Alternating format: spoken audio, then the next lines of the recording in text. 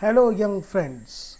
I, Saurabh Agrawal, once again welcome you all at this virtual platform of learning YouTube at your own channel of English literature, that is Lit eCity.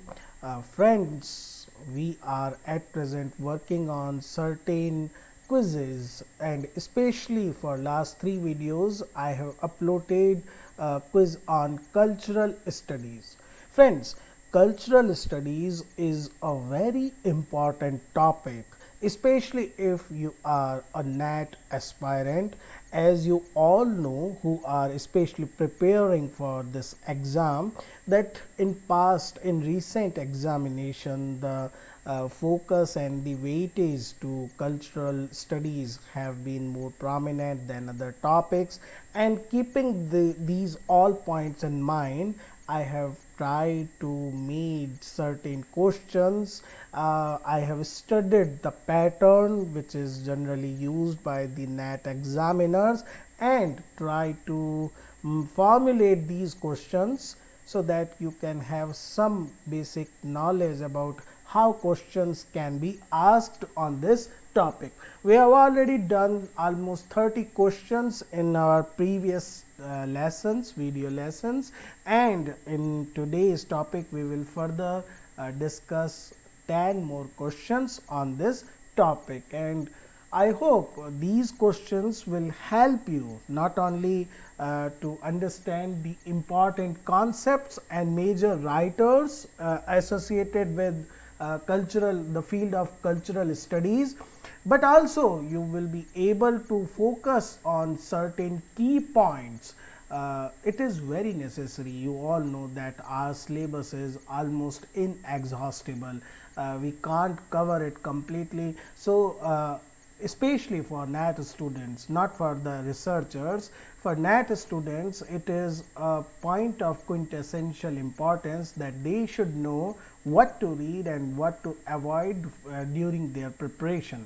All these questions I have prepared keeping into mind these important factors. So friends, let's roll and start the fourth installment of this particular we can say section, that is our cultural quiz.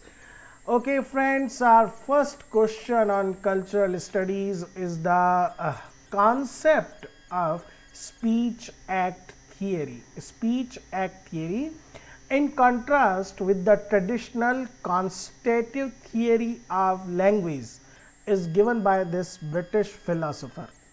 Okay friends, just like the last quiz, even in this quiz I have included questions related with various we can say topics. Linguistics is also there, social linguistics, and obviously feminism and queer theory. The reason behind this inclusion is that cultural studies cover, it is not basically a very closely defined, or we can say a limiting kind of topic.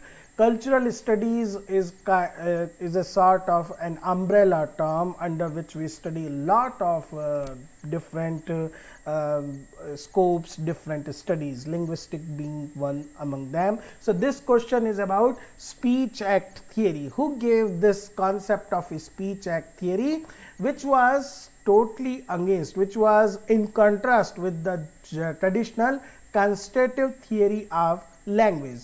Now we have these four options: Noam Chomsky, J.L. Austin, G.E. Moore, and H.A. Pritchard.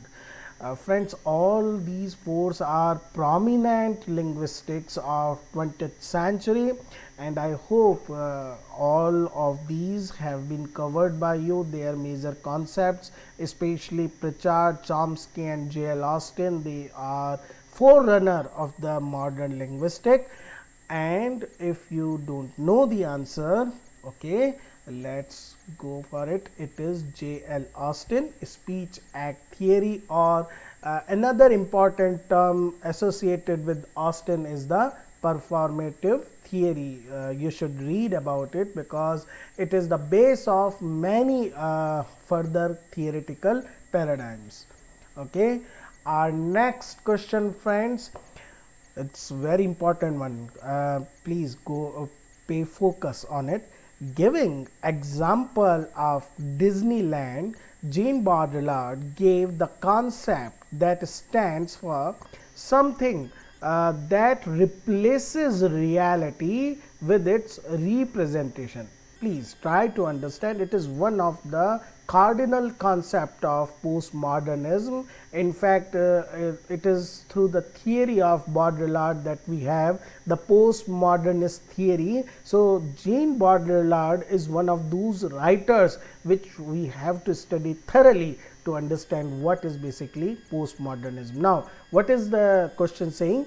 That he give example of Disneyland, and he says that something that replaces reality. Now, reality is replaced with the representation. Do you got the point?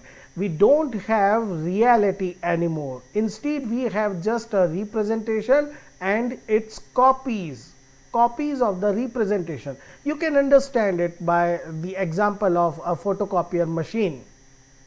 Okay, the first copy which we which we do photocopy, we take an original and then we have a photocopy of it. But you can further photocopy this already copied thing. We do not need the original, something like that. In other words, he is talking not about imitation. Why? Because imitation always implies presence of original. Something which is imitated is always present, but an image without the original. And this concept, my friends, it is known as hyperreal, simulacra, virtual, or imaginarium.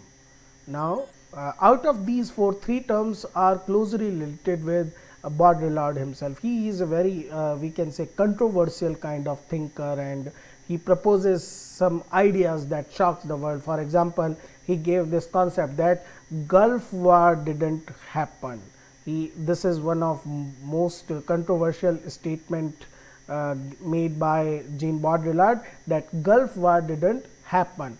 Okay, we are talking about this question, and answer, my friend, is obviously simulacra. Simulacra is something which is a copy of something which we don't have or the original, and he says that we are living in a world where we only find simulacra. It's a very thought provoking idea, and I suggest you all should try to understand this concept, to understand the postmodern condition. Okay. Moving forward to our next question, my friends, it says that all humans are born with an innate capacity for language, and that this capacity shapes the rules for what is considered correct grammar in a language. Okay, this theory of grammar is forwarded by Noam Chomsky, and he called it. Basically, what Chomsky is saying, that we all have an innate capacity, an innate capability for language. We do not require a program. We have this kind of capacity, and this capacity has basically universal rules. That is why all languages share certain common feature. This concept is forwarded, this concept is promoted by Noam Chomsky.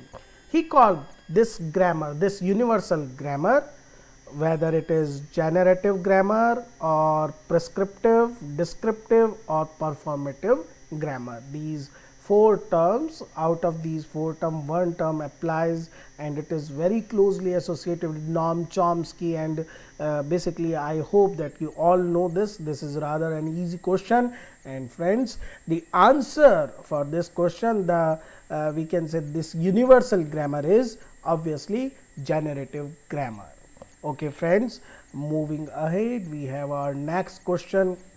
Okay, this is about a quite recent development, in the theoretical field after the queer theory, which is again a study of either to marginalized sections. We have disabled studies. Probably the most important theoretical book in the disability studies. Now, the disability studies is quite a recent field of study. The disability studies canon is Stigma. The name of the book is Stigma. It's a very path-breaking work, and writer, you have to find out, you have to guess the name of the writer of this book, and this book is considered as the pioneering work in the disability studies. Whether it is Tom Shakespeare, Leonard Davis, Michel Foucault, or Erving Goffman. These four are options, and I must tell you, all these four writers are associated somehow with disability studies. Obviously, you have heard about this man, Michel Foucault, who has studied a lot about the madness kind of, and he has also, Tom Shakespeare is one of another disabilities critic. But friends, writer of this book is Erving Goffman. He wrote this book Stigma, and he pointed out how difficult a life is for a disabled person, and he is also a marginalized person in his or her own capacity. Okay. The renowned feminist and theorist Ellen Showalter had also written about representation of women in popular culture. In one of her later works, she takes a personal look at a particular genre and its misrepresentation of women. Now, we all have heard name of Ellen Showalter. She is a part of curriculum in all kind of PG courses. Some of her essays are quite common, popular even with us. And now Ellen Showalter has written about, she has also written some very popular essays related with popular media, TV, culture, and this particular genre, and how it misrepresented women. Now you have to identify the work. Okay, just moving forward, like to remind you, if you find these videos worthy of your time, if you find that yes, these give you something to think about, to search about, and enhance your experience of net, please upvote. And if you want PDFs of these quizzes, or if you want collected notes, you can WhatsApp me on this number 9887559339, and I will try to help you as much as possible. Okay, so moving forward with our question, my friends, and we have four options. All these four options are very important essays or books. First one is histories, historical epidemics and modern media. Faculty Towers, the academic novel and its discontents. Teaching literature, one of the most popular and famous essays by Ellen Showalter. Inventing herself, claiming a feminist intellectual heritage. Now, I have included all these essays which were written quite recently by Ellen Showalter, and yes, friends, the answer is Faculty Towers, the academic novel and its discontents. It's about the academic novel, as the title itself indicates, university novel, and how women is misrepresented in this novel. This is the basic theme of this particular work, and I would suggest you should also try to read about these three other works: histories, historical epidemics and modern media, teaching literature. This is very popular, and this is almost a canonical text in American syllabi. Okay, moving for our next question, the aftermath of feminism.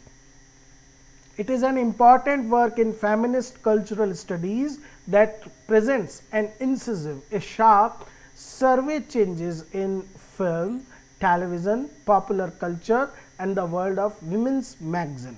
Now, the aftermath of feminism. It's a very important work, and the writer of this work discusses how it is projected that feminism has achieved its goals, and now there is no more need, and how this feminism has created a very we can say artificial kind of a space for women, and how she is now presented as a successful entrepreneur in film, television or popular culture, which is another trap, this is what she is trying to say. So it's a kind of a new line into feminism, and these four options: Joanne Hollows, Jackie Stacey, Angela McRobbie and Rosalind Gill. All these are very prominent and at present working feminist theorists.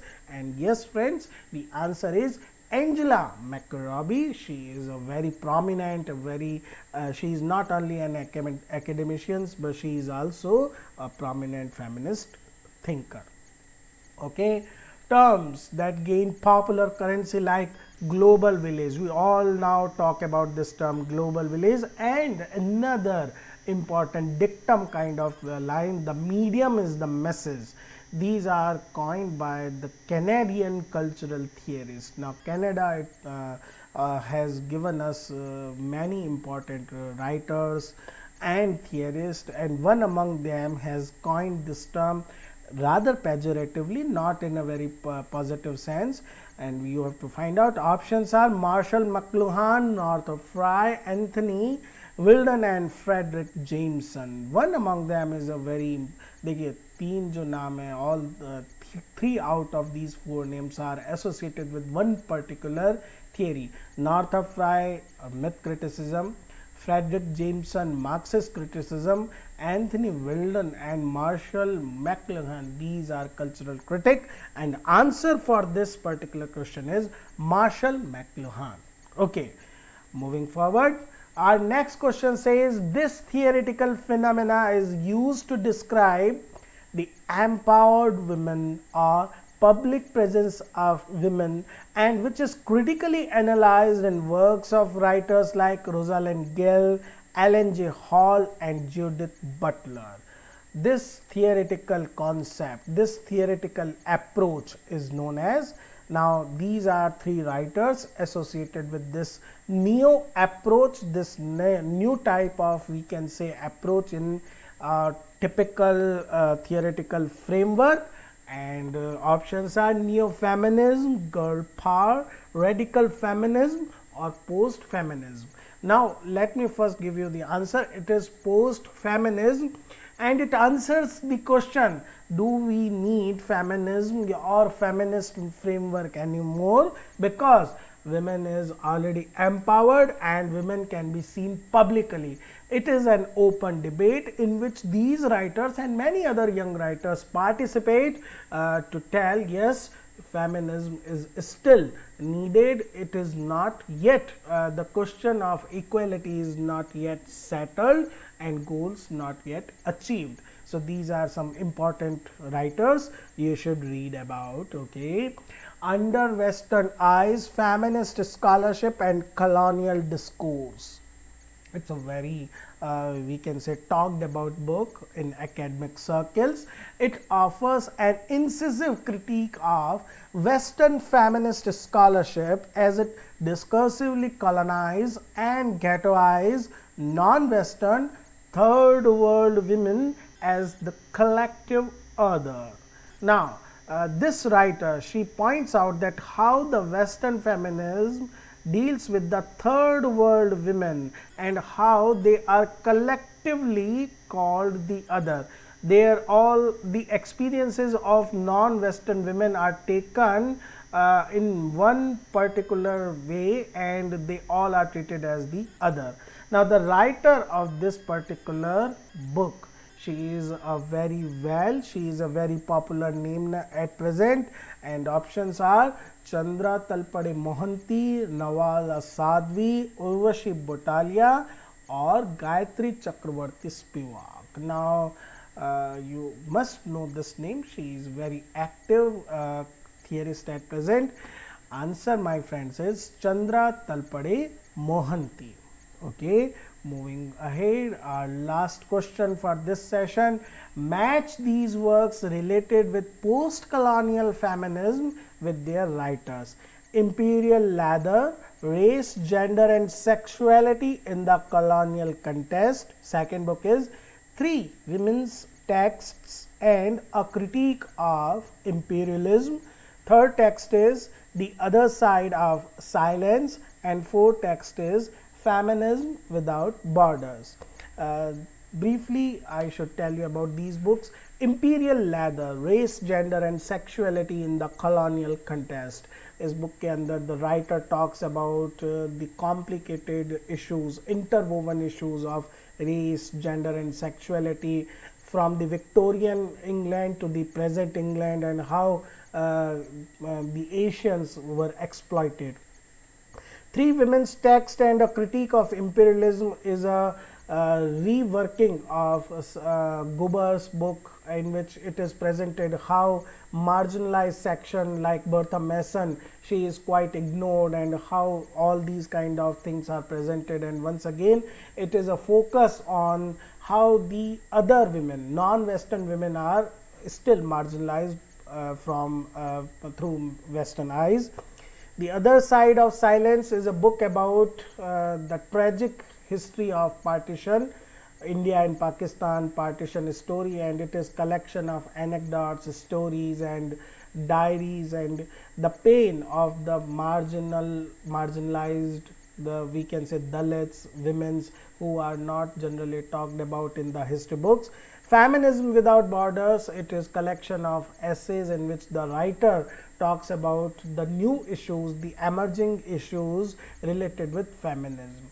And the four writers, Urvashi Bhattalia, N.A. McClintock, Chandra Talpade Mohanty and Gayatri Chakravarti Spivak. The option you have, okay, I will not go through it and I will just tell you the answers. Yes, okay. Imperial Ladder, this book is basically written by N.A. McClintock. Three Women's Text, and it is written by Gayatri Spivak. Then Other Side of Silence, it is by Urvashi Bhattalia. And Feminism, जिसके अंदर उनका Under Western Eyes first essay है, Feminism Without Borders. Okay friends. So friends, this is basically our lesson for the day, and these are the questions I have framed on cultural theory. If I find further good question, I will make another video on these. At present, I am working on some questions on literary theory. You can visit my channel Lit ECT whenever you think it is appropriate for you. There you will find videos related with writer, books, and I am trying to include whatever I can, whatever you request. And I also suggest always please contribute by pointing out on which topics should I try to make videos. That would be quite helpful for me. And thanks a lot for your support, and I need that, and we need to grow together. Thank you friends.